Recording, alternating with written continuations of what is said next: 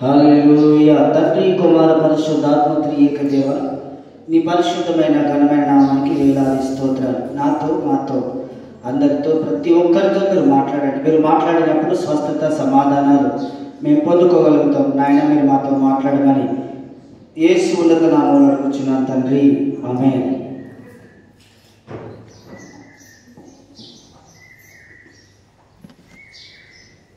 ఈరోజు యొక్క మాట, దేవుడు మనతో మాట్లాడబోయే మాట ఏంటంటే ప్రార్థన అనే మాట మీద మనతో దేవుడు మాట్లాడబోచున్నాడు.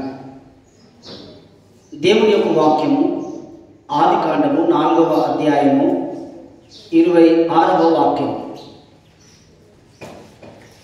మరియు షేతునకు కూడా కుమారుడు పుట్టెను, అతనికి ఏనోషు అని పేరు పెట్టెను. అప్పుడు యెహోవా నామమున ప్రార్థన చేయుట ఆరంభమైనది. హల్లెలూయా, హల్లెలూయా. అక్కడ వారు ప్రార్థన చేయడము ప్రారంభించినట్లుగా మనం చూస్తూ ఉంటాం. ఇంకొక మాట కూడా చూసుకుంటే, అదే ఆదికాండము పరిశుద్ధ గ్రంథములో నుండి ఆదికాండము 12వ అధ్యాయము 8వ మాట. అక్కడి నుండి అతడు బయలుదేరి బేతేలుకు తూర్పునకునున్న కొండకు చేరి పడమటనున్న బేతేలునకును తూర్పుననున్న హాయికిని మధ్యను గుడారం వేసి అక్కడ యెహోవాకు బలిపీఠము కట్టి యెహోవా నామమున ప్రార్థన చేసింది. చూడండి, ఇక్కడ చూసినట్లయితే ఒక 2 గ్రామాల మధ్యలో చేరి అతను గుడారం వేసుకొని దేవునికి బలిపీఠం కట్టాడట. దేవునికి బలిపీఠం కట్టాడట. నువ్వే గృహంలో ఉంటున్నావో, నువ్వే ప్రాంతంలో ఉంటున్నావో, నువ్వు ఏ పొలంలో చేరుతున్నావో, ఒక చిన్న ప్లేసు దేవునికి బలిపీఠంగా మనం ఏర్పాటు చేయాలి. అక్కడ నువ్వు ప్రార్థన చేయడం ప్రారంభం చేయాలి. ఏం చేయాలటమ్మా? ప్రార్థన చేయాలి. ఈ అలవాటు చాలా మట్టుకు మనకు ఉండదు. ఈ అలవాటు చాలా మట్టుకు మనకు ప్రార్థన చేసే అలవాటు ఉంటుందా? ఉంటుందమ్మా? ఉంటుందా చెప్పండి? ప్రార్థన చేసే అలవాటు కొందరికి ఉంటుంది. నేను అందరికన్నా కొందరికి. నువ్వు ప్రార్థన చేస్తే పరిశుద్ధాత్మ దేవుడు నిన్ను ఆవరించి, నిన్ను ప్రతిష్ఠించుకొని, నిన్ను ఆయన బలము చేత నింపి, నిన్ను ఆయన శక్తి చేత నింపి నువ్వు ఏం చేయాలో నీకు చెప్తాడు. నువ్వేం చేయాలో నీకు చెప్తాడు. నువ్వు ఎలా ఉండాలో నీకు చెప్తాడు. నీకు నెమ్మదినిస్తాడు. చాలామందికి ఆరాటం ఎక్కువ ఉంటుంది. ఏముంటాడమ్మా? ఆరాటం ఎక్కువ ఉంటుంది. ఎప్పుడు చూసినా మనము కృంగిపోవడానికే ప్రయత్నం చేస్తాం తప్ప, నేను విశాలంగా ఉంటాను, నేను సమాధానం కలిగి ఉంటాను, ఇలాంటి ప్రయత్నం మనకు జరగదు మన జీవితంలో. ఏదో ఒకటి మీదేసుకుంటాం. ఆలోచన ద్వారా, తలంపు ద్వారా, ఊహ ద్వారా, ఆశ ద్వారా ఏదో ఒకటి మన మీద నడుస్తూ ఉంటుంది. అప్పుడు భారం మీద భారం పడి కృంగిపోతా ఉంటాం. ఏమైతామాట చెప్పండి? కృంగిపోతా ఉంటాం. చిన్న విషయానికి సంవత్సరం పొడుగుతా కృంగిపోతాం. ఒక మాట కావచ్చు, ఒక తలంపు కావచ్చు, చిన్న విషయానికి కృంగిపోతా ఉంటాం. ఈగ కదా ఛాయ్ మీద వాలి ఆ తీపి తట్టుకోలేక, ఆ వేడి తట్టుకోలేక సమస్యలిపోతుంది. మనిషి కాస్త దాన్ని తీసి చేస్తాడు, చి పో, నేను నా ఛాయలే వాడాలా నువ్వు అని చెప్పి ఆ ఛాయలో నుంచి ఇట్లా కింద పడేసరికి పాపం దాన్ని దెబ్బ తగిలి పూర్తిగా ప్రాణం పోగొట్టుకుంటుంది. లేదంటే కొంచెం బలం ఎక్కువ ఉంటే బ్రతికి మళ్ళీ అటు ఇటు తిరుగుతూ ఉంటాయి. అవునా? అవునా? అందుకనే విశాలత నీకు కలిగి నువ్వు ఉండాలంటే ఛాయ్ తాగేవాడిగా ఉండాలి, కానీ ఛాయ్ తాగేదాడిగా ఉండాలి, కానీ ఈగలాగా మనం వాలేలాగా ఉండదు. మనం మనుషులమండి, విశాలంగా బ్రతకాలి. దేవుని వాక్యాన్ని ఎరిగిన బిడ్డలం కనుక విశాలతతో మనం బ్రతకాలి. ప్రభు ఏ మార్గం చూపెడతాడో ఆ మార్గం కొరగా ఎదురు చూడాలి. ప్రభు ఏ స్థలంలో మనల్ని నిలబెడతాడో ఆ స్థలంలో నిలబడడానికై మనం ఎదురు చూడాలి. ప్రభు మనకి ఏం చెప్తున్నారో అది వినడానికై మన చెవులను జాగ్రత్తగా పెట్టాలి. 11వ అధ్యాయంలో మత్తయి సువార్తలో కానీ లూకా సువార్తలో కానీ ఇలా ఆ సువార్తల్లోకి వెళ్తే ఒక మాట ఉంటుంది, వీరు వెనుట మట్టుకు విందురు కానీ. అమ్మా చూడండి ఒకసారి.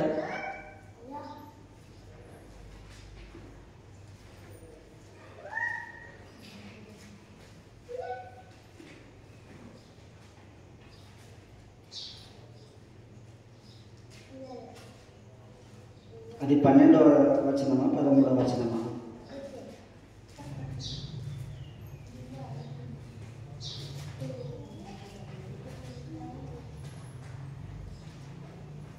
ఆ 13వ వచనం, 13వ అధ్యాయం 13వ వచనం.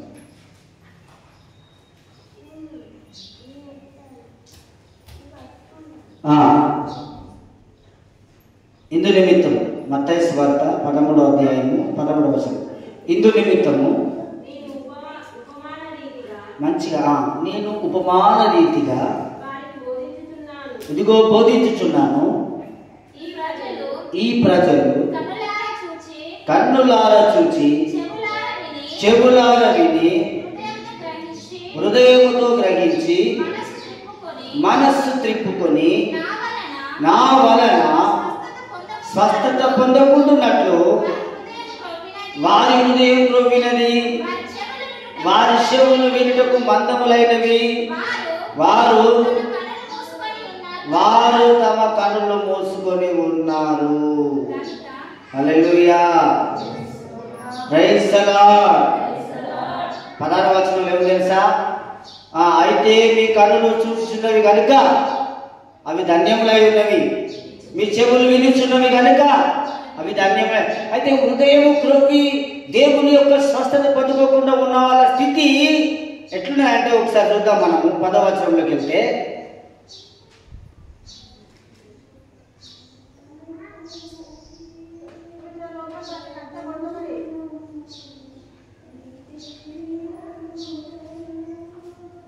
ఎనిమిదవ వచనం. కొన్ని మంచి నేలను పడి ఒకటి 100 ఒకటి 60 ఒకటి 30 ఫలించను, చెవులు గలవాడు వినుగాక అని చెప్పారు.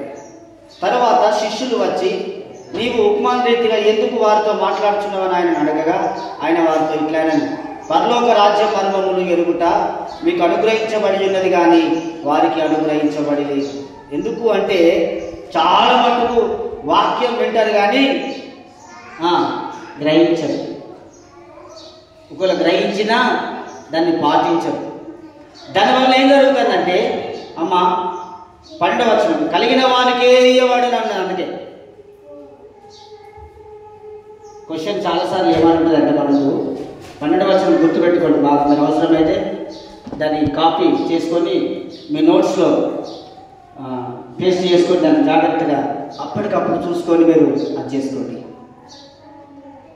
కలిగిన వానికి ఇవ్వబడును అని రాయబడినది. అక్కడ కలిగిన వానికి ఇవ్వబడును రాయబడినది. ఏమి ఇస్తాడంటే ఆయన ఆత్మాభిషేకం ధారాళంగా ఇస్తాడు. ఏమిస్తాడట? ఆత్మాభిషేకాన్ని ధారాళంగా ఇస్తాడు. ఏమిస్తాడంటే వెలుగును ధారాళంగా ఇస్తాడు. ఇంకా తల్లి ముఖం ఎంత వెలుగుతుంది అంటే ఆ తల్లి దేవుడి దగ్గర సంపాదించుకుంటాడు వెలుగును. ఏం సంపాదించుకుంటుంది? లోకాన్ని కాదు, వెలుగును. అరే ఆ తల్లి ఎందుకు చాలా సంతోషంగా ఉండగలుగుతుంది? అన్ని ఉన్న మేమే ఏం సంతోషంగా ఉండలేకపోతున్నాం. ఏమి లేని ఆ తల్లి ఎలా సంతోషంగా ఉంటుందంటే ఆ తల్లి సంపాదించుకుంటుంది దేవుని ఆత్మాభిషేకాన్ని ధారాళంగా. నువ్వు దేని మూలంగా సంతోషంగా బతుకుతావు అంటే దేవుని యొక్క ఆత్మ ద్వారా, దేవుని యొక్క వెలుగు ద్వారా, దేవుని యొక్క వాక్యము ద్వారా నువ్వు సమాధానంగా బతకగలుగుతావు. అన్నీ ఉంటాయి. ప్యాకెట్ మనీ ఉంటుంది, బ్యాంక్ బ్యాలెన్స్ ఉంటుంది, అమ్మా అన్నీ ఉంటాయి. రోజు బిర్యానీ తింటాము, అన్నీ ఉంటాయి. కానీ సంతోషం అనేది మన దగ్గర ఉండదు. హ్యాపీనెస్ చాలా మంది హృదయాలలో, చాలా మంది మైండ్ సెట్లలో సంతోషము సమాధానము లేదు. ఉందా? ఎంతమంది సమాధానంతో ఉంటారు చెప్పులు? ఉన్నదా అమ్మా? సమాధానం ఉందా?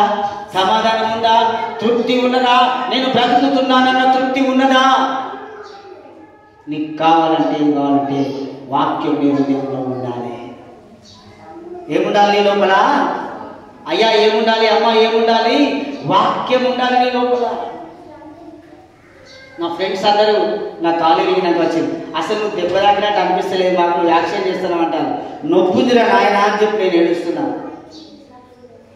అయ్యగారు మంచిగా అయ్యాడు కాబట్టి వచ్చిందని మీరు అనుకుంటాను. చాలా పెయిన్ ఉంది నా కాల్లో, కానీ నాకు నెమ్మది లేదు. మందిరంలో నేను రావట్లేదు కదా ప్రభు అని. మీరు నిరభ్యంతరంగా బతుకుతారు మందిరానికి రాకుండా. చాలామంది మందిరానికి రాకుండా నిరభ్యంతరంగా బ్రతికేస్తూ ఉంటారు, భయం లేకుండా బ్రతికేస్తూ ఉంటారు. నేనేమంటానంటే ఎక్కడున్నా నువ్వు దేవుని సన్నిధిలో గడపాలి. దేవుడు నీ కొరకు ఏర్పాటు చేసిన మందిరంలో ఉండాలి. ఇంకా చెప్పాలంటే అమ్మా, ఇప్పుడు ఎంతో మంది పురుషులు ఉన్నారు, ఎంతో మంది స్త్రీలు ఉన్నారు. స్వామి నీకు భర్త ఎందుకైనట్టు? ఎలీషనే ఆయన భర్త ఎందుకైనా, భార్య ఎందుకైనట్టు? దేవుని ఏర్పాటు. ఈ ఎలీషా ఎంతమందిని చూసినా మనసుకు నెమ్మది రాదు. ఆ స్వామి ఎంతమంది స్త్రీలను చూసినా ఆయన మనసుకు నెమ్మది రాదు. పొద్దుల్లో ఉనుకంతా మూసొచ్చి స్నానం చేసుకొని ఎలీషా అంటే చాలా ఆయనకు నెమ్మది కలుగుతా అమ్మా. అంతేనా? కృపా కొరకు ఇట్లా ఒక్కొక్కరు చెప్పుకుంటే చాలా మళ్ళీ టైం వేస్ట్ అవుతుందని అందరికీ చెప్పట్లేదు. ఎవరి భర్తను చూస్తే వాళ్ళకి సంతోషం, ఎవరి భార్యను చూస్తే వాళ్ళకి సంతోషం. అవునా కదా? అది వదిలిపోతైనా ఆయన వదిలిపోతాడు. అయినా వాడు పనులన్నీ ఎర్రాగా చేసుకున్నా గుట్కాలని ఏం కావాలనిపిస్తుంది? నా కుప్పిగాడు నాకు కావాలనిపిస్తుంది. అవునా కదా? ఏమనిపిస్తుందట? నా భార్య, నా కరుణ నాకు కావాలనిపిస్తుంది. ఆ ప్రేమను వేరే, ఎందుకంటే దేవుని ఏర్పాటు. ఒక్కడే నీ భర్త, ఒక్కటే నీ భార్య అన్నట్టుగా సేవకుడు ఇక్కడ నిలబడకుండా నువ్వు ఒక వాక్యము చెప్పేదానిగా, వాక్యం చెప్పేవాడిగా, ప్రార్థించేవాడిగా, ఆరాధన చేసేదానిగా నువ్వు ఇక్కడ నిలబడితే నిన్ను చూసి ఏమంటారు తెలుసా?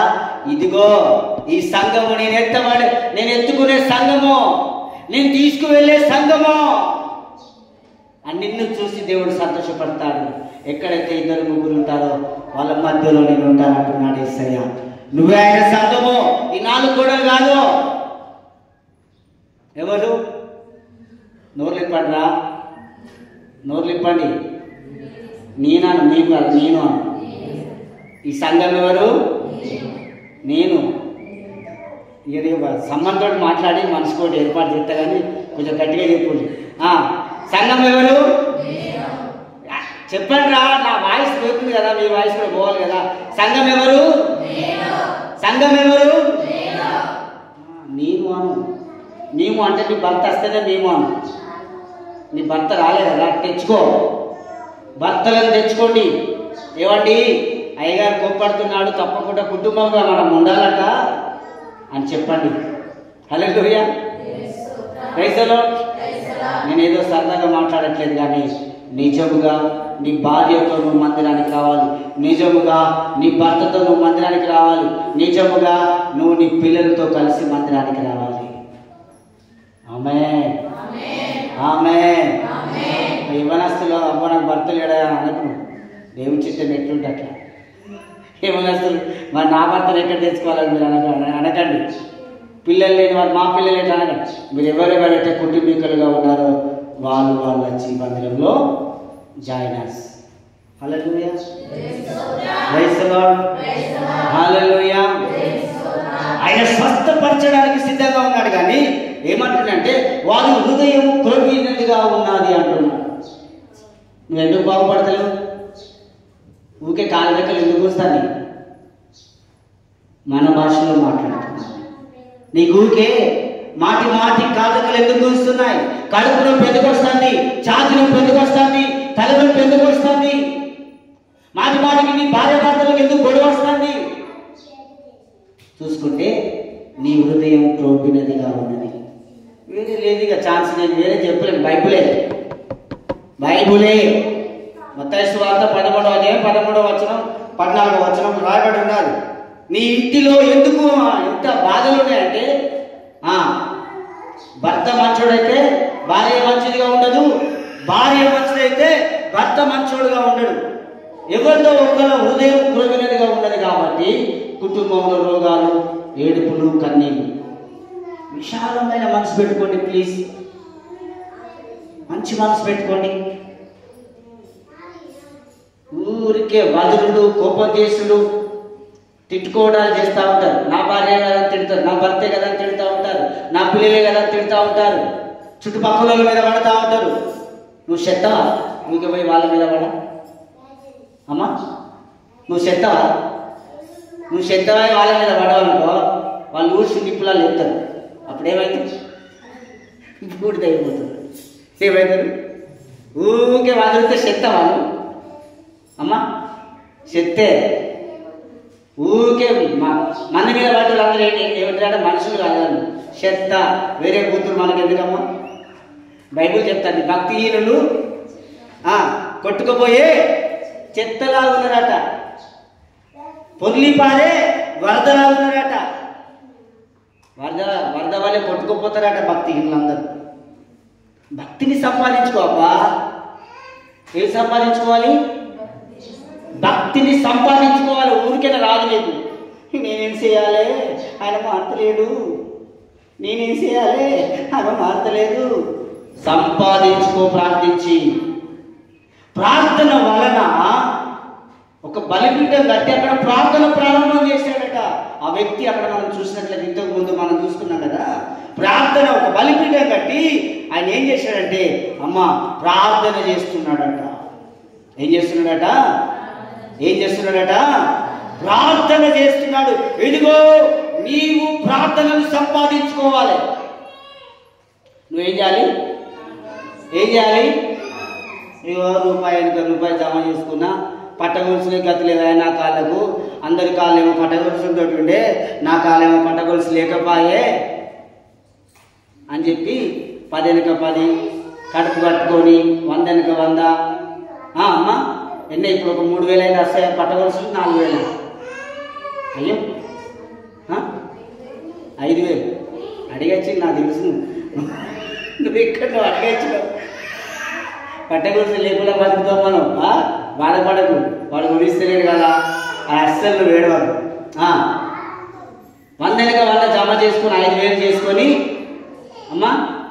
కొనుక్కోండి అమ్మా. నేను వద్దనట్లేదు. నేను సంఘానికి వస్తే నువ్వు పట్టగొలుసులు పెట్టుకోవద్దు, నువ్వు పుస్తలు వేసుకోవద్దు, నువ్వు కమ్మలు వేసుకోవద్దు అని నేను అనట్లేదు. నువ్వు పట్టగొలుసులు ఏ రీతిగా సంపాదించుకొని కాళ్ళకి వేసుకోవాలని ఆశపడుతున్నావో, నువ్వు ప్రార్థననే బలిపీఠమును కట్టుకోవాలి.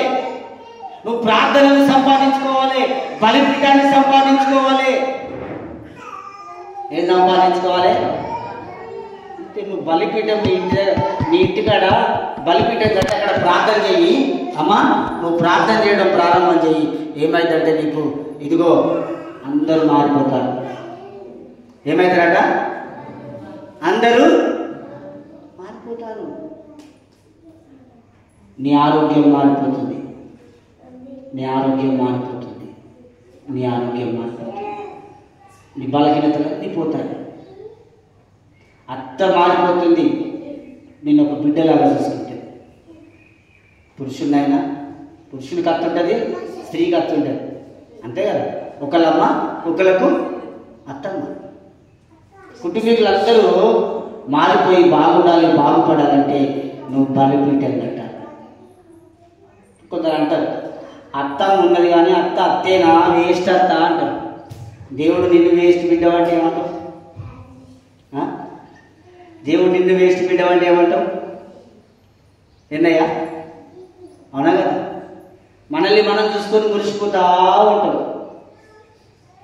మురుబామ్మ, ఇది పెద్ద బలహీనత. ఇది పెద్ద బలహీనత. నష్టము వస్తుంది అక్కడ నీకు. దాన్నే కొవ్విన హృదయం అంటారు. ఏమంటారు? ఎప్పటికీ భర్త మీద కై కుక్కలాగా మొత్తుకుంటారు. కుక్కలాగా మొత్తుకుంటుంది. ఆ హృదయాన్ని ఏమంటారంటే దేవుడు బైబిల్ భాషలో గర్విష్టి హృదయం, ప్రొవ్విన హృదయం. వాళ్ళకి స్వస్థత లేదు. వాళ్ళకి స్వస్థత ఎందుకు? రోగం ఎందుకు? నీకు బలహీనత ఎందుకంటే నీ హృదయం ప్రొవ్వినదిగా ఉన్నది. ప్రార్థనే లేదు, ఇంట్లో బలిపీఠమే లేదు. ఆడిని ఈడిని అక్కడిని ఇక్కడిని ఇష్టపట్ల ఏమంటే ఇస్తారు పిండకుండా. మీరు ఏమన్నారనుకోండి, రాకరాక వచ్చి మంచిగా తులుపుతాడు అనుకుంటారు, ఏమనుకుంటారు. అమ్మ మార్చుకోవాలి. మనం ఏం చేయాలమ్మా?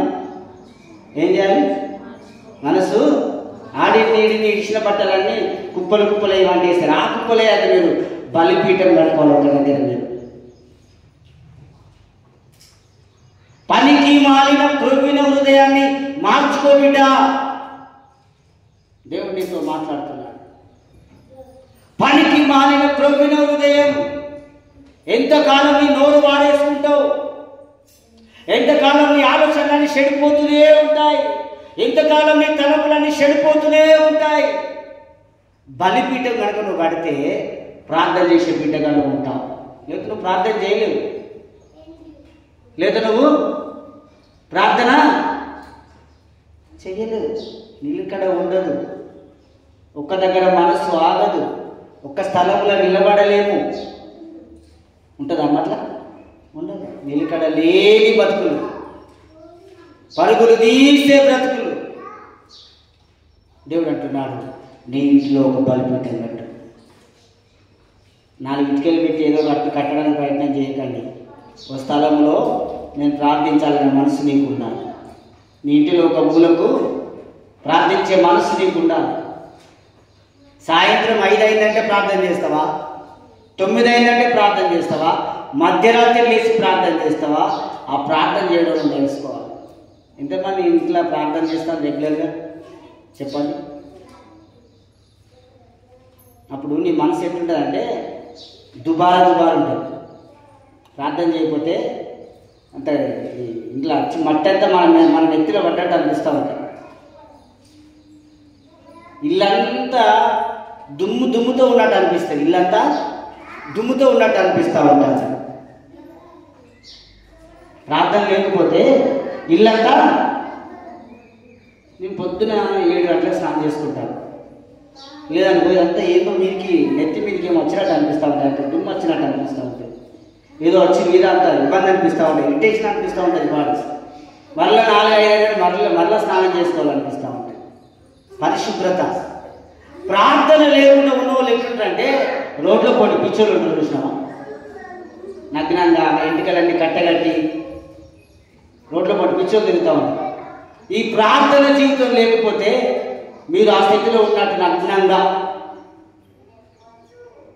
సాతానుడి చేతిలో నగ్నంగా రక్షణ వస్త్రం లేక, నా భాష ఏంటంటే ఆత్మీయంగా నీకు రక్షణ వస్త్రం లేదు, ప్రార్థన లేదంటే. బాప్టిజం తీసుకోగానే అయిపోద్ది కదా అంటే నాట్ కరెక్ట్. రక్షణ వస్త్రం ఉండాలి. పెళ్లి చేసుకునే వాళ్ళకు అమ్మ పెళ్లి వస్త్రాలు, అవునా కదా? పెళ్లి వస్త్రాలు, అవునా కదా? పెళ్లి వస్త్రాలు, బంగారము, వెండి పరిశుద్ధతకు సాదృశ్యం. అది బంగారం వెండి ఏంటంటే పరిశుద్ధత. వెండేమో పరిశుద్ధత, బంగారం ఏమో వాక్యము. వెండేమో పరిశుద్ధత, బంగారం ఏమో వాక్యము. ఎటు తిరిగి దేవుడు వాక్యానికి ముడిపెట్టుకుంటాడు మనిషిని. అవి ఏ రీతిగా ఉంటాయో నువ్వు ప్రార్థన చేస్తేనే నీకు రక్షణ వస్త్రం, లేదంటే నువ్వు నగ్నంగా ఉన్నావని అర్థం. వస్త్రాలు వేసుకున్నావని నేను చూపెడతారు కావచ్చు. వస్త్రం ఆత్మీయంగా చూస్తే మీకు రక్షణ వస్త్రాలు ఉన్నాయో లేవో నాకు తెలియదు, దేవుడు తెలుసు, మీకు తెలుసు. ఏముండాలి మనకు? ఆ రక్షణ వస్త్రం అట్టేనే వస్తారా? ఏం చేయాలి మరి? బలిపీఠం కట్టుకోవాలి. ప్రార్థన చేస్తున్నారా ఇంట్లో అంటే ఎవరు చేతులు లేవటట్లే, సపోర్ట్ చేయట్లే అంటే మీరు రక్షణ వస్త్రాలు లేక జీవిస్తున్నారు. ఆయన సడన్గా వచ్చిందనుకో ఈ రక్షణ వస్త్రాలు లేని వాళ్ళు ఎత్తబడరు. ఈ పరిశుద్ధాత్మ అగ్ని లేని వాళ్ళు ఎత్తబడరు. బైబిల్లో మలాకి గ్రంథంలో ఆ చివరి అధ్యాయంలో ఒక మాట ఉంటుంది. ఏమని ఉంటుందంటే దుర్మార్గులాట కొయ్యకాలు వాళ్ళే ఉన్నారు. ఎవరు దుర్మార్గులు అంటే ప్రార్థన లేని వాడు. ఎవరట? అవును, మరి ప్రార్థన లేకపోతే నీ జీవితం పిచ్చలు వీడికి వెళ్ళిపోతూ ఉంటుంది. ముందుకు వంకరగా ఉంటావు, సరిగా ఉండవు, సరిగా మాట్లాడవు, సరైన ఆలోచన నీకు రాదు, సరైన తలంపు నీకు రాదు. పరిశుద్ధాత్ముడు ఏం చేస్తాడంటే సర్వసత్యంలోనికి నడిపిస్తాడు. నువ్వు సర్వసత్యంలో నడవలేకపోతున్నావు అంటే నువ్వు ప్రార్థన లేదు, బలిపీఠము లేదు, వాక్యము నీ లోపల లేదు, రక్షణ వస్త్రం కలిగి నువ్వు ఉన్నావా? నేను చాలామంది ఫోన్లు ఎత్తట్లేదు ప్రార్థన కోసం, ఎందుకంటే బాగుపడతాను, మర్చిపోతాను. అట్లుండదు. మీరే ప్రార్థన పనులు కావాలి. నా ఉద్దేశం ఏంటంటే ఏదో కోపం కాదు నాకు మీరంటే. నాకేం కోపం? మీరు దేవుడు బిడ్డలు, రక్షించేది ఆయన, స్వస్థపరిచేది ఆయన, దురాత్మలు పాల్గొనేది ఆయన, చీకటి వెళ్ళగొట్టేది ఆయన, వెలుగుతో నింపేది ఆయన. నేనెవడండి నీ మీద కోపడడానికి, నీ మీద గుణగడానికి, సనగడానికి లేదు. మోషే తెలియక గులిగాడు, సనిగాడు. దేవుడు అన్నాడు, ఆ కనాను దగ్గరికి నిన్ను రాని అన్నాడు. పాలు తేనెలు ప్రవహించే దేశము నీకు లేదు అన్నాడు. మరి నాకు పాలు తేనెలు కావాలంటే, నాకు పరలోకం కావాలంటే, నాకు రక్షణ కావాలంటే నేనేం చేయాలంటే మీ మీద నేను గురికాదు. సరే, మీ లెక్క మీరు దేవుని దగ్గర అప్పచెప్పుకోవాలి. అవునా కదా? అవునా కదా? చెప్పండి తల్లులారా, అవునా కదా? మీ లెక్క మీరే అప్పచెప్పుకోవాలి దేవుని దగ్గర. దేవుడు మాట్లాడే దేవుడు అని తెలిసిన తర్వాత కూడా నాతో మాట్లాడు ప్రభు, నా స్థితి ఏంటి అని అడగలేకపోతున్నావు అంటే అనాముఖంగా నువ్వు బ్రతుకుతున్నావు, ఎడ్డిగా బ్రతుకుతున్నావు, గురుడ్డిగా బ్రతుకుతున్నావు. నేనేం చేయాలో, ఎక్కడ ఉండాలో, నేను ఎలా నడవాలో నాతో మాట్లాడు ప్రభు నువ్వు అడిగే పరిస్థితి నీది. అది లేదు అంటే నువ్వు గాలికి చెదరగొట్టు పొట్టు వలె ఉన్నావు. గాలికి చెదరగొట్టే పొట్టు ఎక్కడి వల్ల అక్కడ కొట్టుకుపోతుంది. కొట్టుకొని పోయే పొట్టులాగా నువ్వు ఉండకూడదు. విశ్వాసలాగా నువ్వు ఒక దగ్గర నిలబడి దేవుడిని అడగాలి. అమ్మా, అవునా కదా? ఇప్పుడు నేను వెళ్తా కర్ణపురం, నేను వెళ్తా హోసన్న మందిరం, కానీ దేవుడు ఇక్కడ ఏం ఏర్పాటు చేసిండు? ఒక స్థలాన్ని నాకు ఇక్కడ ఏర్పాటు చేశాడు. అరే నువ్వు ఇక్కడ కాదన్నా చాలా మందికి ఇంకా వాడబడేది ఉన్నది, ఆ పలానా చోటుకి వెళ్ళాలంటే నేను వెళ్ళాలి. ఎవరమైనా దేవుడిని అడిగి చేయాలి. అర్థమవుతుందని చెప్పే మాట. మీరు దేవుడిని అడిగే నిర్ణయం తీసుకోవాలి తప్ప మీ సొంత నిర్ణయాలతోటి ఉరకదు. ఎక్కడికి పడితే అక్కడికి ఉరకదు. ఏం కాదులే, ఎక్కడైనా ప్రార్థనే కదా అని చెప్పి ఎవరికైనా భోజనం ఉంటుందమ్మా? పక్క వాళ్ళ ఇంట్లో కూడా భోజనం ఉంటుంది, మనం పోయి తింటామా? ఎలిషా కనుకున్న భోజనం నాదే అని చెప్పి నేను తిన్నాను. అరే పొద్దున్న నేను ఇంకో పోసి వచ్చిన ఎలిషా, నువ్వు ఏం చేసినవి అన్నం అయితే అంటే ఒక స్టేట్మెంట్ అంటే నడుతుందా? ఎవరి భోజనం వాళ్ళకే ఉండాలి, ఎవరి కుటుంబీకులు వాళ్ళకే ఉండాలి, ఎవరి సంఘం వాళ్ళకే ఉండాలి. అర్థమవుతుందా? వస్తున్న మందిరాలను చూడండి, సేవకులు వస్తూ ఉంటారు, పోతా వాళ్ళు, సేవకులు చేంజ్ అయిపోతారు, వాళ్ళ సేవకులే. ఒక సంస్థగా ఉన్నప్పుడు వాళ్ళ బలం వేరే ఉంటుంది. నేను ఒంటరిగా చేయడానికి చాలా ప్రయత్నం చేస్తున్నాను, బలం తెచ్చుకొని నిలబడుతున్నాను. నా వల్ల అయితే ఒంటరిగా నిలబడతాను, లేదంటే ఏదో ఒక సహవాసంగా నిలవాల్సిందే. అది తప్పేం కాదు, తప్పేమీ కాదు. ఇప్పుడు కొందరు కొడుకులు బలహీనైపోయి కుటుంబాన్ని పోషించుకోలేకపోతే తల్లిదండ్రుల బలం తీసుకున్నట్టు. అమ్మా, మీ అత్త పేరు ఏం పేరు తెలుసా? అప్పుడప్పుడు ఎల్లమ్మ దగ్గర రావు, మీకు అబద్ధం ఆడకు వస్తాయి. నీ బియ్యము, నీ కూరగాయలు ఎప్పుడు ఏదో కాసరా 100, 200, 500 వస్తాయరా అత్తమ్మ దగ్గర నుంచి. అట్లనే ఒకవేళ మన వల్ల కాకపోతే ఇంకొకరి నాయకత్వం మనం తీసుకోవడం తప్పే. బైబిల్ ప్రకారంగానే నాయకత్వంలో మనం జైలు కావచ్చు. భర్త బలహీనుడు అయినప్పుడే అత్త దగ్గర నుంచి తెచ్చుకోగలుగుతాం, లేకపోతే భర్త సంపాదించింది సరిపోకున్నప్పుడు కూడా మనం అత్త దగ్గర నుంచి తెచ్చుకుంటా ఉంటాం. అవునా కదా? ఇది జరుగుతాడు. కుటుంబాల గురించి మాట్లాడుకుంటుంటే చాలా విషయాలు ఉంటాయి. మనం చదవాల్సింది ఎంతో ఉన్నది, మనం నేర్చుకోవాల్సింది ఎంతో ఉన్నది. నాకు తెలిసింది చాలా అనుకుంటే నువ్వు ఎడ్డిదానివి, గుడ్డిదానివి, గుడ్డోడివి, అమ్మా ఎడ్డిదానివి, ఎడ్డోనివి. ఎందుకంటే నీకు తెలివి లేకుండా నువ్వు నశించిపోతున్నావు. నాకే తెలుసు ప్రభువా, నీకే తెలుసు, అంత సమస్తము నీకు తెలుసు కనుక మీరు మమ్మల్ని ముందుకు నడిపించాలి ప్రభువా అని చెప్పి అడగవలసిన బిడ్డలే. కానీ అంతా నీకు తెలుసా అని నిర్ణయాలు తీసేసుకొని నచ్చిన త్రోవలో నడవడానికి వీలు లేదు. ఉంటుందా అమ్మా? ఉండదు. ఒకరి ఆలోచన ఒకరు, అక్క చెల్లెలైనా, అన్నతమ్ములైనా, భార్యాభర్తలైనా, ఎవరైనా సరే ఒకరి ఆలోచన ఒకరు తీసుకొని జాగ్రత్తగా ముందుకెళ్ళాలి.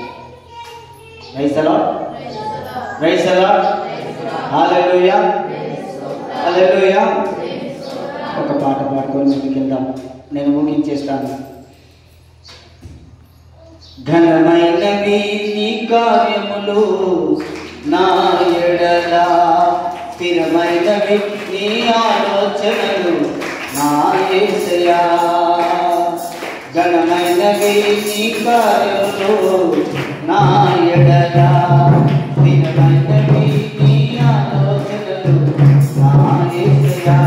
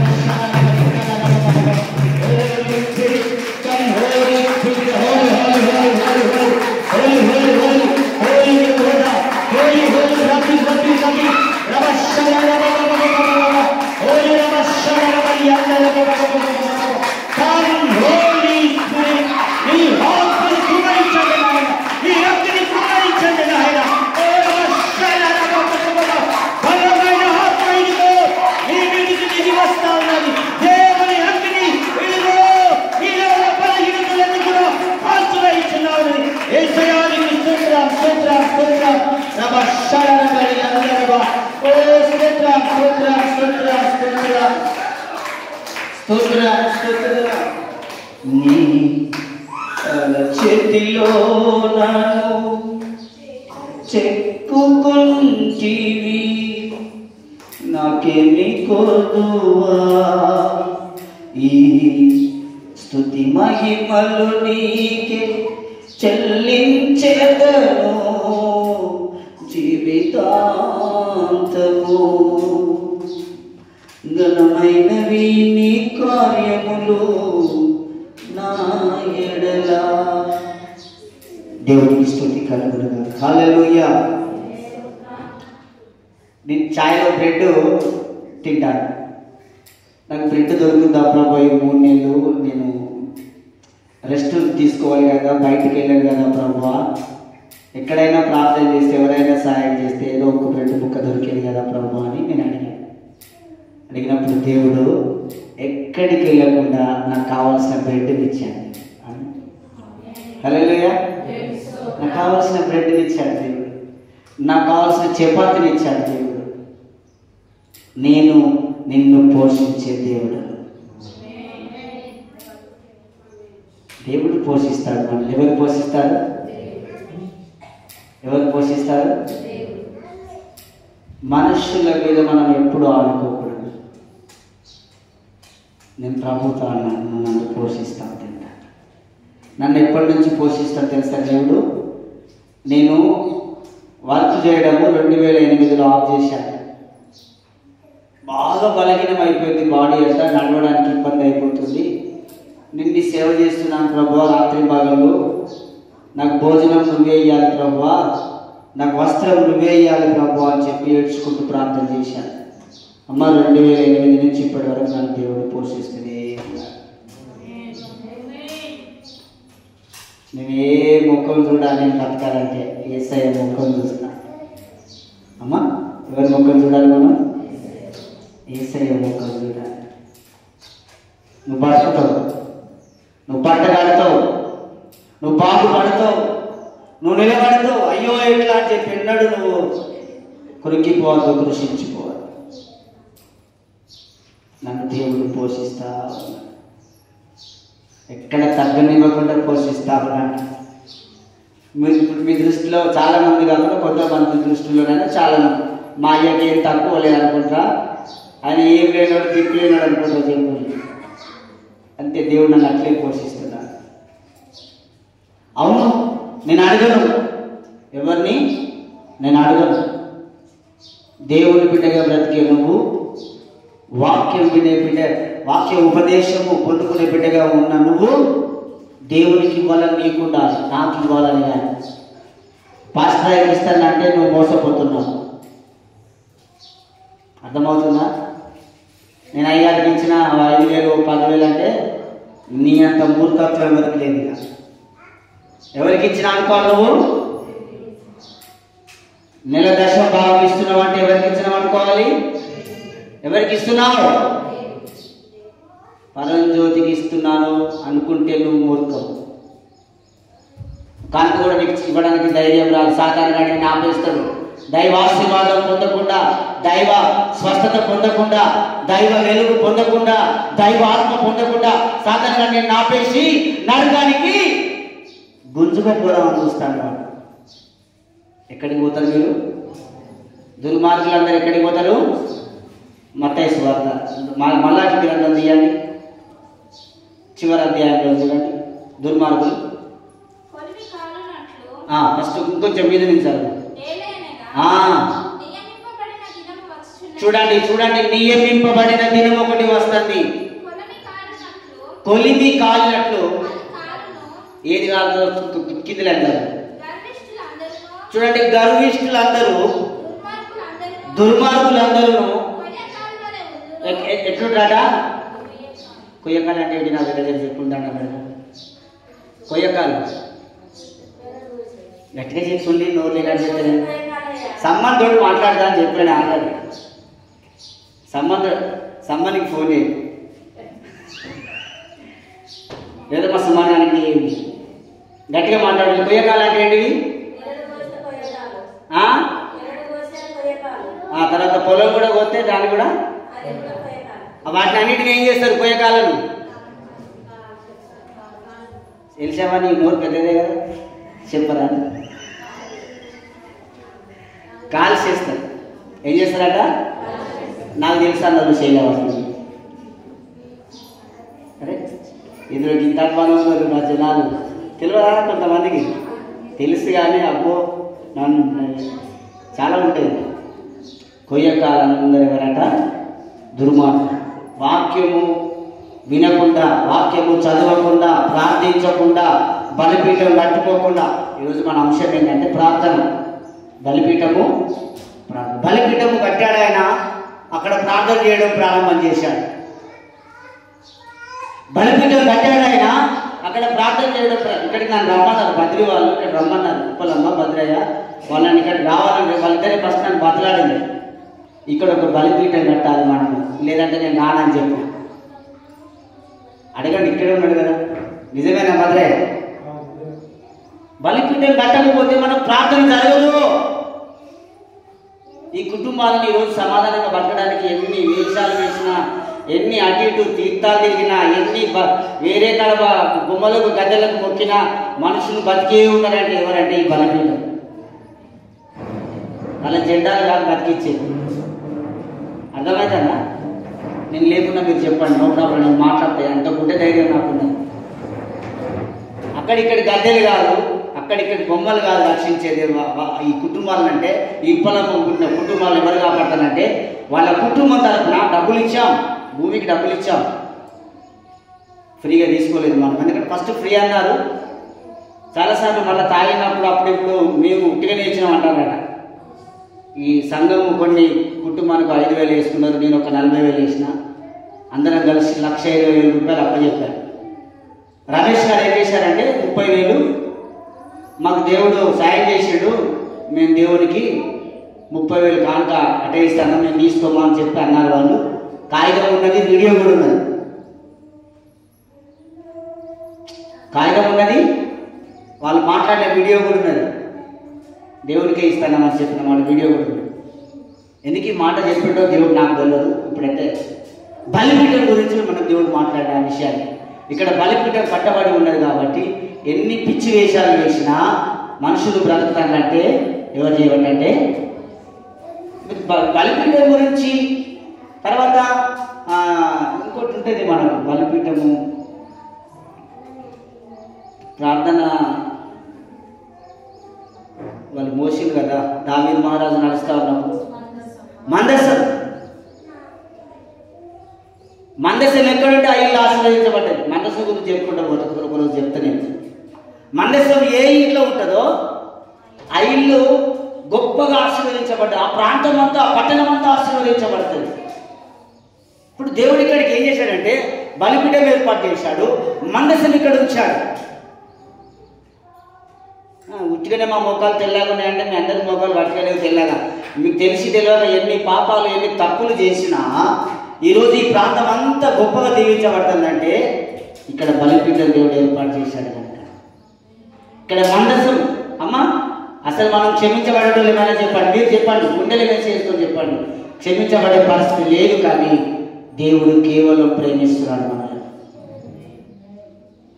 అమ్మా చెప్పు సరజక్క, నేను మూలో కూర్చున్నా నాకేం తెలుసు అనుకో, ఎన్ని తెలుసు నీకున్నా. దేవుని వాక్యం మనల్ని కాపాడుతుంది, దేవుని మందస్సు మనల్ని కాపాడుతుంది, మనం వేసుకున్న బలిపీఠం మనల్ని కాపాడుతుంది. అరే అడవిలో వేసాను నేను గుడిసా, ఆ ఊరు మధ్యలో ఈ ఊరు మధ్యలో ఎటు కాకుండా దేశ దిమ్మలు లెక్కన ఉన్నా దేవుడు పిలిచిండు, నిన్ను వెళ్ళమన్న చోటికి వెళ్ళమని వెళ్ళని చెప్పాడు. నేను వచ్చాను, బాగానే ఉంది. కానీ ఇప్పుడు రాత్రి అయితే 4-5 తినికి వస్తే రెస్ట్ తీసుకున్నాక నడుస్తాం, నడిచి అలసిపోయాము అని చెప్పి అక్కడ ఒక గుడారం వేసుకొని అని తెలివి ఏం చేసినట్టే యెహోవా కొరకు నేను ఒక బలిపీఠం కడతాను. ఆ ఊళ్ళో ఈ ఊళ్ళో బతకని పోయినప్పుడు ఏం చేయాలంటే మనం అక్కడ ఒక బలిపీఠం కట్టుకోవాలి. ఏ ఊళ్ళో బతకట్లని చెప్తలేడు దేవుడు, అన్ని ఊళ్ళలో మీరు బతకాలి, కానీ ఒక బలిపీఠం. నీ బాడీ అంతా కాపాడడానికి ఒక వేడి అయితే నీ కుటుంబం అంతా కాపాడడానికి బలిపీఠం. దేవుడు యేసయ్య బైబుల్ వాక్యము ప్రార్థన స్థలం ఏర్పాటు చేసుకోవాలి. ఈ వెండి మనల్ని రక్షించదు అమ్మా, బంగారం మనల్ని రక్షించదు అమ్మా, డబ్బు 50,000 తెలియ కాకపోతే బిడ్డ గడిపాసలు ఊరికెట్టు అనుకోలేదు. 50,000 కూడా తెలియాలి ఒకటి కట్టిన బిడ్డ కంటే బాగుంటుంది. ఎవరు బాగు చేయాలంటే దోష శాపాలను కొట్టివేసే దేవుడు, పాపాలను క్షమించే దేవుడు యేసయ్య. నువ్వు దేవుడాన్ని బాంచను కాలు మొక్తానే దగ్గరికి వస్తే శాపమంతా కొట్టేసి స్వస్థతనిచ్చే దేవుడు. ఆమేన్ చెప్పండి. హల్లెలూయా. మంచి అరకిల మటన్ నేను ఇంత పండుకున్నాడు రాని వాక్యం. శాపం కొట్టుడు పోవాలంటే అరకిల మటన్ నేను ఇంట్లో పడుకుంటాను కాదు. ఇది వంకలు చెప్తారు ప్రార్థన రమ్మంటే వాళ్ళు ఏమనుకుంటారో వీళ్ళు ఏమనుకుంటారో, ఇవాళ మీ పొలం కాడ పని పడ్డది, ఆడ పని పడ్డది, ఇట్లాంటి వాళ్ళకు మాట్లాడే అర్హత లేదు. నష్టమైన మందిరాన్ని విడిపడి వాళ్ళే గొప్పవాళ్ళు. అమ్మా నేను రాని 7 వారాలు రాలేదు. నేను ఎంతమంది దగ్గర వచ్చి చేయలేబట్టి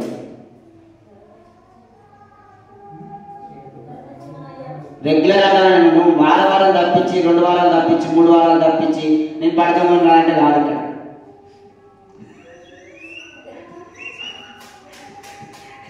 నువ్వు పడదొంగలకు ఆకాశంగా రావు, నాకు తెలుసు.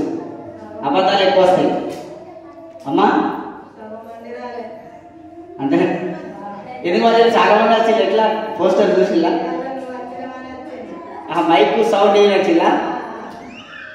హల్లెలూయా. Praise the Lord. పాస్టర్ను అనుకోవద్దు, దేవుణ్ణి అనుకోవాలని చెప్తాను. అందుకని ఎవరిని అనుకోవాలి? దేవుని మీద అనుకో. శరీరారెవ్వరు నా ప్రియుడైన యేసయ్యకు, శరీరారెవ్వరు నా ప్రియుడైన యేసయ్యకు, సర్వము నెరిగిన సర్వేశ్వరునికి సరిహద్దులు లేని పరిశుద్ధునికి సరిగారెవ్వరు నా ప్రియుడైన యేసయ్యను నమ్మదగిన వాడే నలు దిశలా నెమ్మది కలుగజేయువాడే నమ్మదగిన వాడే నలు దిశలా నెమ్మది కలుగజేయువాడే నా జీవితము జీవితమంతా అనుసరించినడే నాకై నిలువెల్ల సిలువలో నలిగి కరిగినడే నాకై నిలువెల్ల సిలువలో నలిగి కరిగినడే సరిగారెవ్వరు నా ప్రియుడై యేసయ్యను హల్లెలూయా హల్లెలూయా హల్లెలూయా హల్లెలూయా హల్లెలూయా హల్లెలూయా హల్లెలూయా హల్లెలూయా హల్లెలూయా హల్లెలూయా హల్లెలూయా. మంచిది. ప్రియమైన దేవుని బిడ్డలారా, ఎవరి మీద మీరు ఆనుకోవాలంటే దేవుని మీద ఆనుకోవాలి. ఆయన కదా మిమ్మల్ని బ్రతికించేది. పరజ్యోతి పాస్టరా, నేను బ్రతికిస్తానా మిమ్మల్ని? అమ్మా, ఆయన దూతగా మీ దగ్గర పనిచేస్తున్నాను అంతే, ఆయన పనివానిగా మీ దగ్గర పనిచేస్తున్నాను అంతే, కానీ నాదేం లేదు. నా మాట ఇంటే మీరు బాగుపడుతున్నారంటే, నన్ను చూస్తే మీకు ధైర్యం అనిపిస్తుందంటే ఎవరు? యేసయ్య. నేను ఒక చిన్న స్టోరీ చూశాను. ఆ స్టోరీ సినిమాలో ఉంది, ఇప్పుడు కాదు నేను చూసింది. నేను మారు మనసు పొందకుండా చూశాను. అతను ఏమున్న ప్యాకెట్ ఆడుతా అంటాడు ఆ సినిమాలో. ఏమున్న ప్యాకెట్ ఆడతాడు. అన్నం ఉండదు, ఏముండదు. వాళ్ళ భార్య ఎవరంటే ధనవంతుని బిడ్డ. ఎవరట? ఒక ధనవంతుని బిడ్డ. ఓ రోజు వాళ్ళ పనుడు వస్తాడు. అమ్మాయి గారు నాకు ఆకలిస్తుంది అని చెప్పి ఈమె ఆపిన ఆగకుండా, ఇంట్లో భోజనాలు వట్టి పాత్రలు ఉన్నాయి, ఆగురరే అని చెప్పని ఆపిన అనమాట. ఆగడు. ఏం చేస్తాడు? సరాసరి వంటరూమ్లోకి వెళ్తాడు. చూస్తే పాత్రలు అన్నీ లైన్గా ఉంటాయి. ఆ పాత్రలు మూతలు పెట్టుంటాయి. చూస్తే తెల్లగా శుభ్రం చేసి అక్కడ పెట్టుంటాడు. వాడు ఏడ్చి, అమ్మవారు ఇక్కడ ఇంత పరిస్థితి ఏంటి నీకు, నువ్వు ఒక్క మాట చెప్తే నేను అక్కొంచెం అమ్మని అడిగి నాన్న అడిగి తెస్తున్నాను కదా అని చెప్పంటే, నా భర్త పెట్టిన భోజనమే నాకు కావాలి. ఆమె ఏమంటుందట? నా భర్త పెట్టిన భోజనమే నాకు కావాలి, వేరే భోజనం వద్దు. ఇంకెవరో వచ్చి వాళ్ళ నాన్నచ్చి కూడా మాట్లాడతాడు. నా భర్త బలహీనుడైనా బలవంతుడైనా నా భర్త పెట్టిన భోజనమే, నా భర్తను ఇంకొక మాట అన్నది ఇక్కడ వెళ్ళిపో అని చెప్పి నాన్న నిలబడతాడు. ఆ మాటలు విన్న భర్తకు చలనం పుట్టి, నేను ఏదైనా కష్టం చేసి పని చేసి నా భార్యను చాలాలని చెప్పి మారు మనసు పొందుతాడు. సరే, నేను మంచిగా కష్టపడి బతకాలనుకుంటున్నా, పని ఎవరు ఇవ్వట్లేదంటే ఆమె తాళి పుస్తకం తీసిస్తుంది. తాళి పుస్తకం తీసిస్తే ఆయన పట్టుకొని కుదబెట్టి డబ్బులు తెచ్చుకొని, అమ్మ కొన్ని మందులు తీసుకెళ్తా, మిగతా ఆయన పని షాప్ పెట్టుకుంటా అనుకుంటున్నా. ఆయన అనుకునేసరికి ఈ లోపల ప్యాకెట దోస్తులు ఎంతోమంది ఉంటున్నారు. అదే వీళ్ళు ఒక్కరు ఆడుతుంటారు, అదృష్టం రేఖ వలుపుతుంది కావచ్చు అని చెప్పి ఇవన్నీ బలవంతుడు. లేదురా, మా అమ్మ బాగాలేదు, మా అమ్మ బాగాలేదు, నా భార్య పరిస్థితి బాగాలేదు, మందులు కూడా పోవాలి, నేను కొంచెము పని చేసుకోవాలి, బతకాలి, ఇదంతా మానేసంట అంటే వాడు రెచ్చగొడితే ఆ మందులు అక్కడనే ఉంటాయి, ఈ ప్యాకెట్ అక్కడనే లేట్ అయిపోతూ ఉంటుంది, ముసలి అక్కడ చచ్చిపోతుంది, బామ్మ చచ్చిపోతుంది. ఈమె కూడా అనారోగ్యం పెరిగిపోతుంది. చివరికి డబ్బులన్నీ పోతాయి, మందులు పడేయాల్సిన పరిస్థితి వచ్చింది. వాళ్ళ భార్య కూడా చనిపోతుంది. అంటే నేను ఎందుకు ఈ మాటలు చెప్పానంటే, భార్య అనేది కుటుంబాన్ని కాపాడుకునేదిగా ఉన్నది. భర్తను కాపాడుకునేదిగా ఉండాలి. ఈరోజు సంఘస్థులుగా కాపర్ని కాపాడుకునే బిడ్డలుగా మీరు ఉంటే కనుక ఇదే ధైర్యం మీరు ఎప్పటికీ పొందుకుంటారు.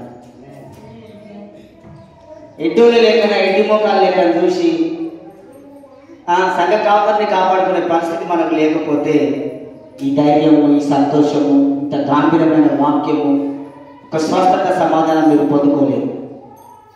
దీన్ని బట్టి మీకు ఏమర్థం కావాలంటే మత్తయి సువార్త 13వ అధ్యాయము 13-14 వారి హృదయం కురవినదై ఉన్నది కనుక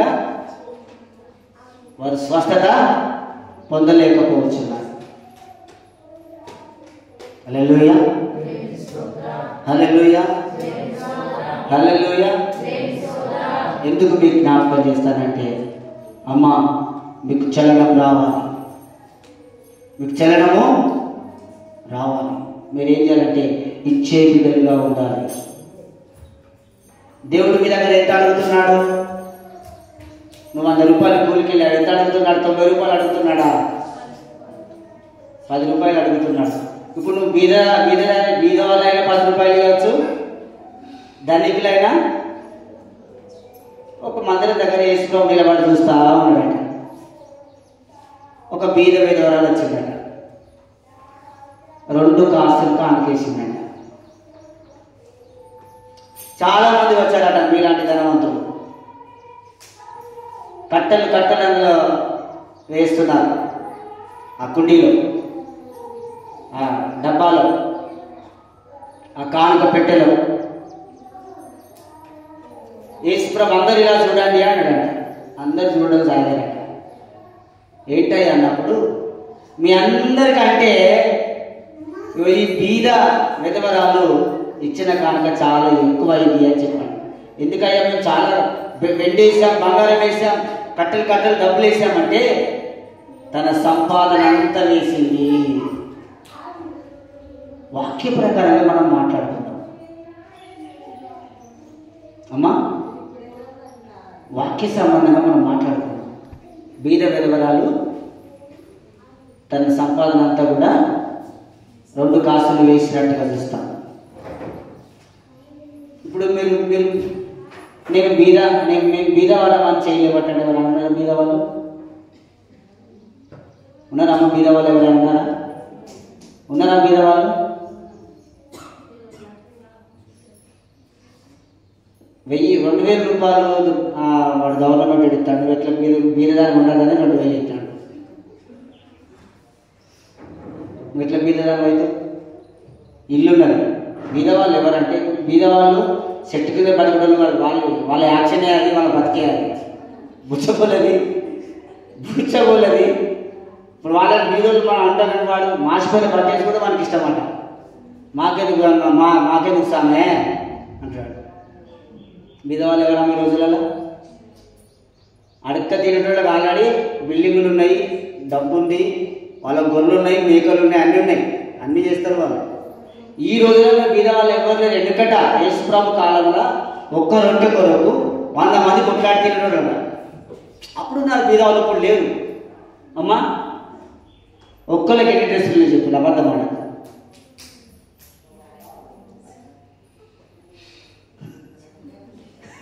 సీరియల్ ఎలిషా బీదరాలు అన్నావు. నీకు ఎన్ని సీరియల్ చెప్పు? నువ్వు ఎట్లా బీదరాలు అవుతావు? బుజ్జమ్మా నీ సీరియల్ చెప్పు. అబద్ధాలు ఆడతాడు అమ్మా. బీద వాళ్ళు ఎవరు ఉన్నారా అయ్యా? చెప్పండి. భద్రయ్య, నవీన్ అయ్యా, శీరాలయ్య, కొన్నేలయ్య చెప్పండి. మీరు బీద వాళ్ళు ఎవరు అన్నారా? మా అమ్మమ్మల కాలంలో ఆడి డేర్ కసుకొని బతకటోళ్ళు అప్పుడున్నారు బీదవాళ్ళు. అవునా కదా? అమ్మమ్మల నాయనమ్మల కాలంలో ఇంత పెసరిగా ఏర్కచ్చుకొని ఆ పెసరిగా ఉడకబెట్టుకొని మనిషికి 20 గాల తిని నీళ్ళు తాగి పండుకొని బిడ్డ అన్నం లేదని చెప్పంటే అయితే అది అని చెప్పి ఆ దీపం తినేటప్పుడే దీపం ఉండేది. లేకపోతే ఆ దీపం కూడా ఒకసారి ఉండకపోతే సాయం ఉంచుకొని తిని బతకడం. అప్పుడు బీదోళ్ళం. అప్పుడు బీదని రానేదా? అన్నీ ఉన్నాయి.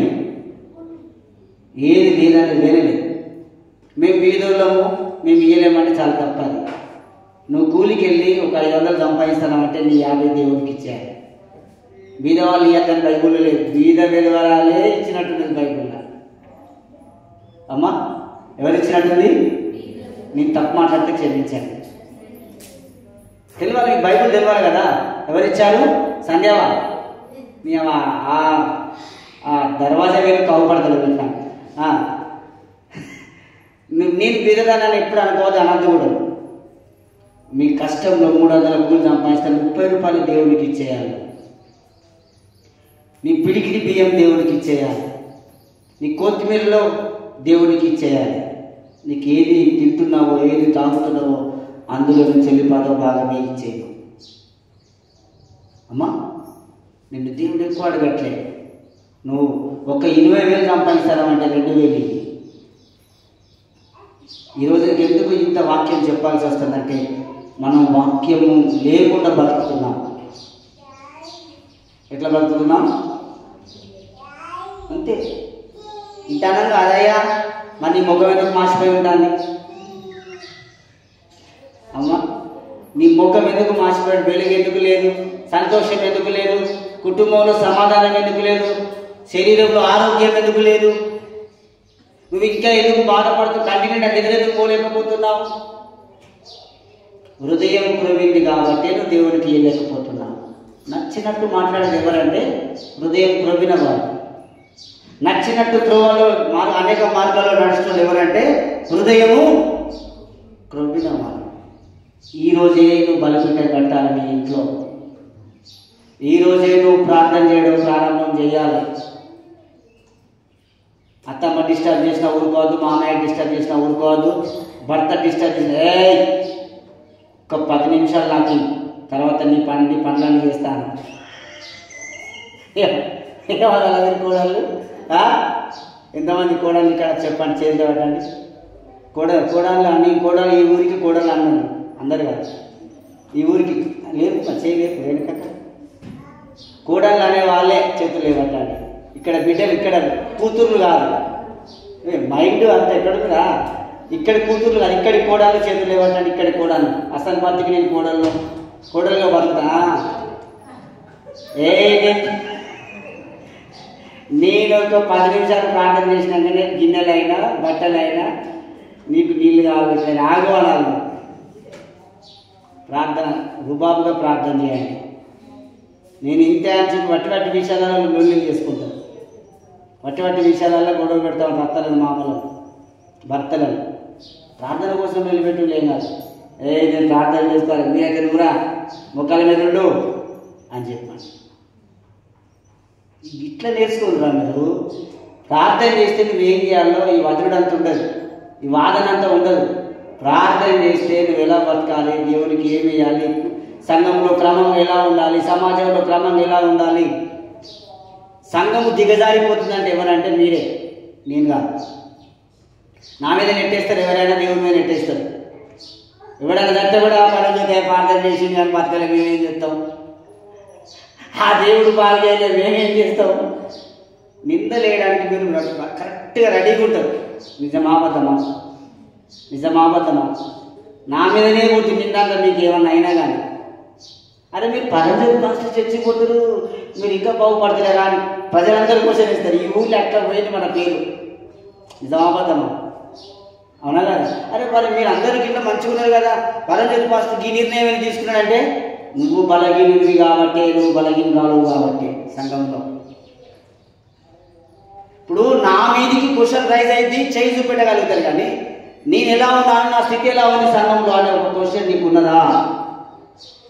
దయచేసి చెప్పండి, ఉందా? నువ్వు సంఘంలో ఎలా ఉంటున్నావు? సంఘం కోసం ఏం చేస్తున్నావు? చాలా చేశామయ్యా, చాలాసార్లు చేశావు, ఓకే, అప్పుడప్పుడు చేశావు. రోజు మనం 3 పూటల భోజనం చేస్తున్నామా లేదా? అట్లనే నెల రోజులు పని చేసుకున్నట్టుగా పని పైసలన్నీ దేవుని కొరకు మనం ఇవ్వాలి. సంఘం యొక్క క్షేమం కొరకు ఇవ్వాలి. నా మందిరంలో సమృద్ధి ఉండినట్లుగా మీ భాగములన్నీ తీసుకొని రండి. సమృద్ధి ఉండాలి అట, పొదువుగా ఉండద్దట, మందిరంలో కొదువు ఉన్నదంటే ఎవరా కారణం అంటే మీరే. అర్థమవుతుందా? మీరు కరెక్ట్గా దశభాగాలు తీసినా, మీరు కరెక్ట్గా అన్ని రకాలుగా మీరు ఇచ్చుకున్నా కానీ ఇక్కడ కోరుతున్నదంటే అది నాది ప్రాబ్లం. ఎవరిది ప్రాబ్లం? పాస్టర్ గారి ప్రాబ్లం. అప్పుడు నువ్వు ఇట్లా చూపెట్టి మాట్లాడడానికి వీలు లేనే లేదు. ఎగిసి పడద్దు, ఎగిరెగిరి దునకద్దు. నిదానంగా ఆలోచన చేసి మాట్లాడండి, ప్రార్థన చేయండి. ఆ రోజు ఆ తల్లి తన భర్తను కాపాడుకున్నట్టుగా ఈరోజు నువ్వు నీ సంఘ కాపాడు, నీ సంఘాన్ని కాపాడుకోవాలి. ఎవరిదిన బాధ్యత అంటే చెప్పండి, ఎవరిది బాధ్యత? నీదే. అనులురా పరంజోదయ్య గారు నీదే అనులురా. ఏం కాదు, నేను ఏదైనా భరించుకుంటా. అమ్మ, మన స్థితిని, ఆత్మీయ స్థితిని, మన మాటను, ఆత్మీయ మాటను మనం ఆలోచన చేసుకొని ముందుకు నడవాలి. నచ్చినట్టుగా మాట్లాడకుండా దయచేసి మీకు దండం పెట్టి చెప్తున్నాను. నీ స్థితి, ఆత్మీయ స్థితి, సంఘంలో నీ సభ్యత్వము, సంఘంలో నీ స్థితి ఎలా ఉన్నది? ఓ సంఘ పెద్ద, స్త్రీలలో పెద్ద,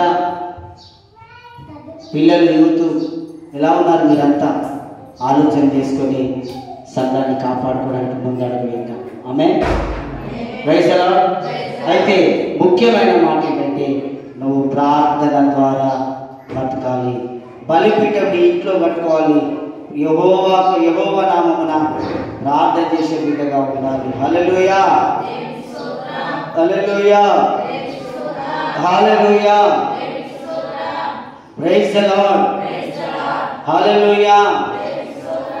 చివరి మాట చూద్దాము. కీర్తనలు 14వ అధ్యాయం 4వ వచనం చూస్తే, యెహోవాకు ప్రార్థన చేయక ఆహారము మింగునట్లు నా ప్రజలను మింగుచు పాపము చేయ వారందరికీ తెలివి లేదా? అమ్మ, ఎంతమంది ప్రార్థన చేయకుండా అన్నం తింటారు చెప్పులు?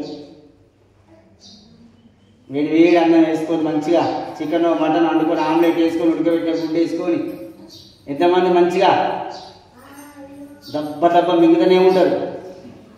వేడి అన్నం తినాలని, చల్లారితే మళ్ళీ తినబుద్ధి కాదని. అమ్మ, ప్రార్థన చేయకుండా సాతాను గాడు మిమ్మల్ని పాపంలో పడేస్తున్నాడు.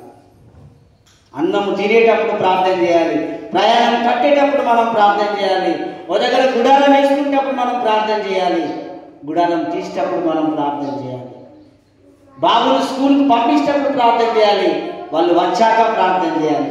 చేస్తారా? పిల్లలు వెళ్ళేటప్పుడు ప్రార్థన చేస్తున్నారా? వచ్చాక ప్రార్థన చేస్తు భర్త పనికి వెళ్తున్నప్పుడు ప్రార్థన చేస్తున్నారా? భర్త బయటికి పనికి వెళ్తున్నాడంటే చాలా ప్రార్థన చేసేదట.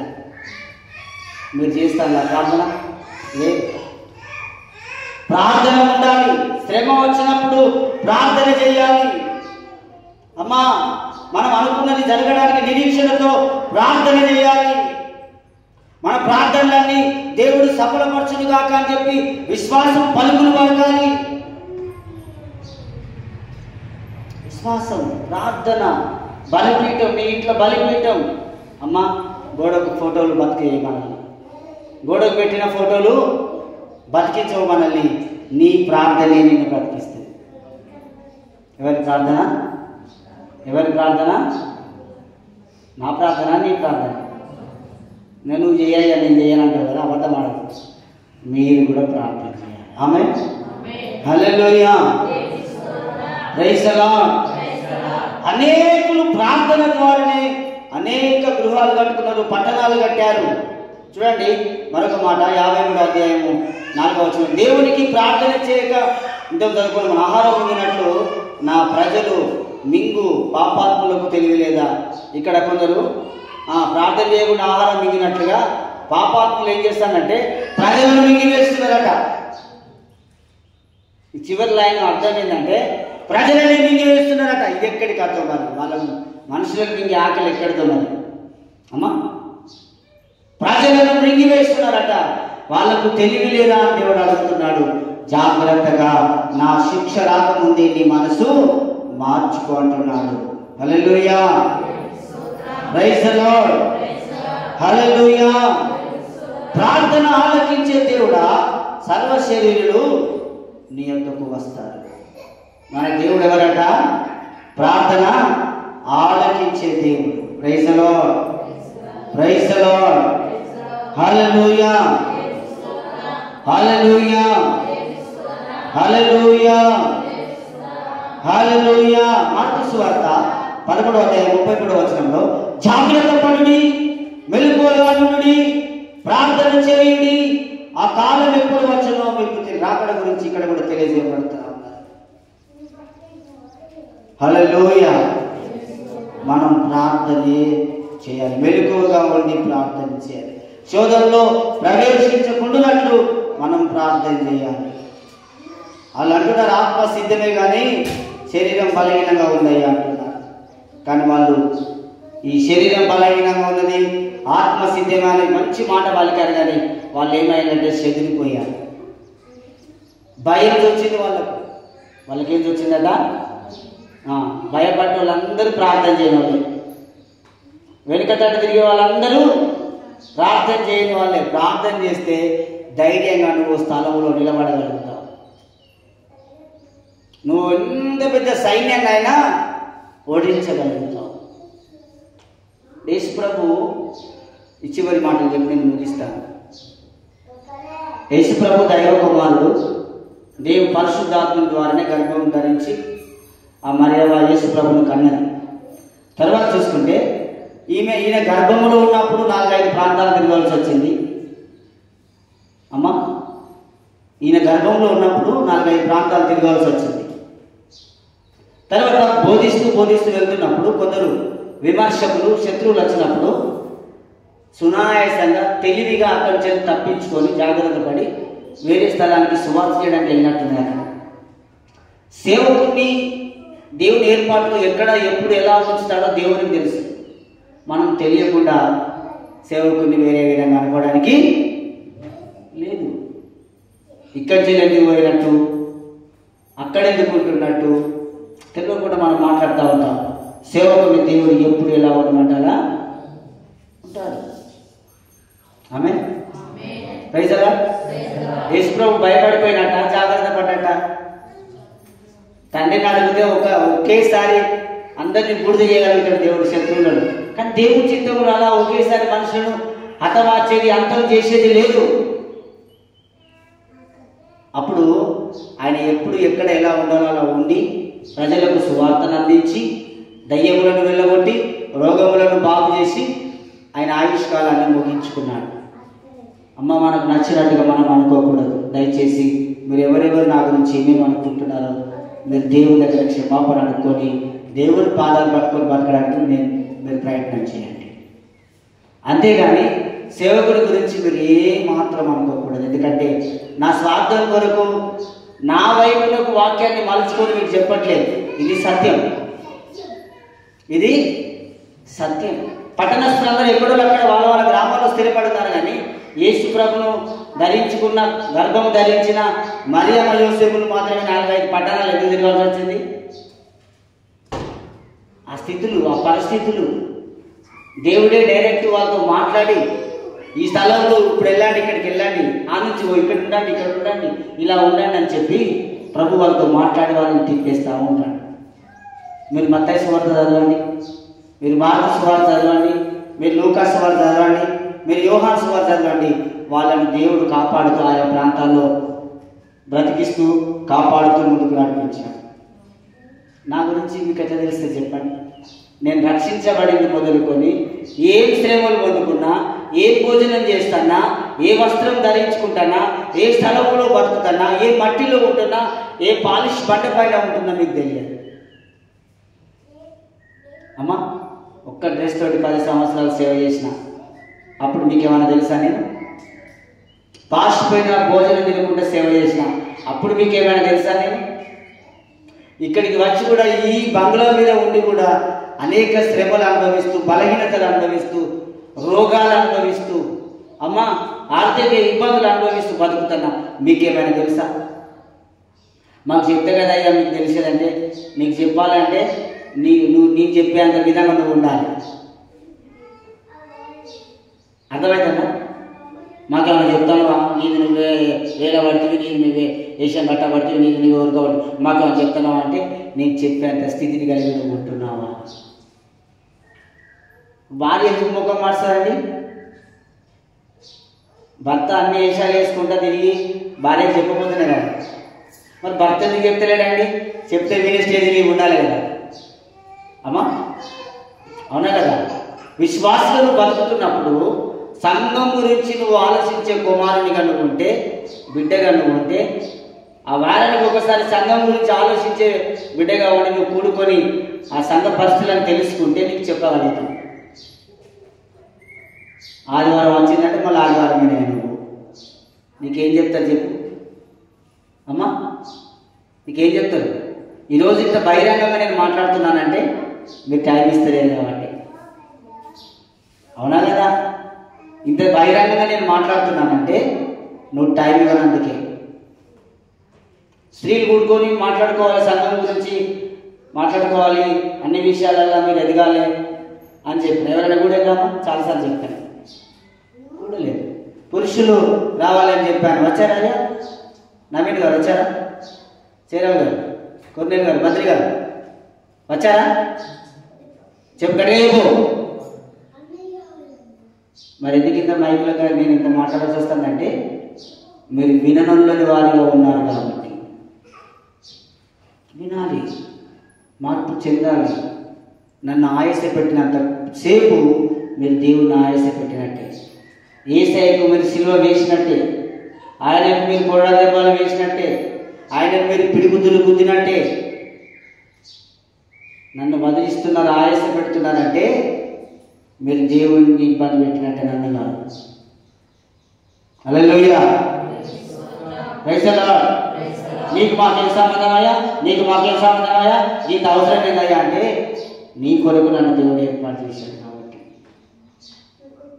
అమ్మా, మనం ప్రార్థన రిక్వెస్ట్ అడిగినప్పుడే ఆయన మాకేం సంబంధం అనాలి, అంతే నైషా.